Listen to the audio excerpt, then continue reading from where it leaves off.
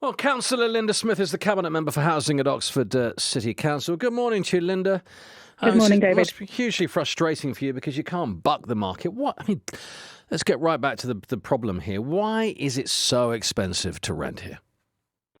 Well, there's a lot of demand and a shortage of housing supply. So that's basically it, isn't it? It's market economics. These new cooperative homes, it's great to have those as part of the mix. As has been said, the City Council is very supportive of that. We've got a scheme going up in Littlemore where we've made a plot of land available to a similar sort of cooperative housing scheme for them to develop. So it is something that we're keen to support wherever we can. But I mean, as a City Council, our priority really is City Council homes. We already own around 8,000 council homes, and we are looking to increase that by around 10% over the next 4 years. An extra 942 homes is what we're planning over the next 4 years. That was agreed in the budget last week. That's one of our key priorities. But also getting involved in the market where we can to make it more accessible, to make the private rented sector more accessible for people on low incomes, and we have got schemes to try and do that. So, for example, our rent guarantee scheme, about 400 landlords in Oxford City are signed up to that at the moment, and we'd really like more to get involved. So basically, they make their properties available at those local housing authority, local housing allowance rates to people available to people on low incomes.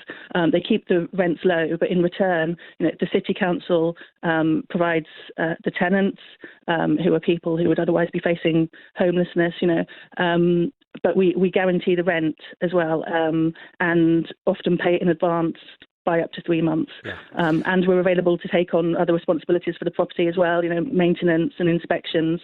So that works really well for a lot of landlords. So if there are more landlords out there who would like to be involved in that and Yes. to help keep the rented homes more affordable, And yet, but in a way that works for them, we'd really love to hear from them. let me put this point to you, though. It's becoming prohibitively expensive for anybody to be a landlord in this part of the world. Property is expensive.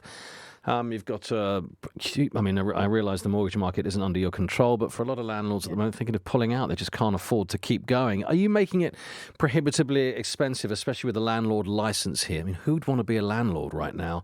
Private landlord in Oxford? Well, there's still plenty of private landlords in Oxford. I don't think there's any evidence of the landlord licensing scheme having an impact on that whatsoever. In fact, the government published research which showed, where these licensing schemes have come in, rents haven't gone up proportionately any more in those areas than in the areas that don't have those schemes. So there's no evidence for that. The licensing scheme, it's a 5-year scheme. Even at the full price for landlords that didn't get in early, it's £500 for the full 5 years, or just under £500 for the full 5 years. So less than £100 a year. And for landlords that got in early or accredited landlords, they're paying even less than that. So I don't think we can pin the landlord licensing scheme down as being responsible for the high rents. It is about demand. Thank you very much, Linda. Linda Smith, Cabinet Member for Housing at Oxford City Council. We'll come back and talk about this some more. There's a lot to unpack here. We could talk about housing all day long.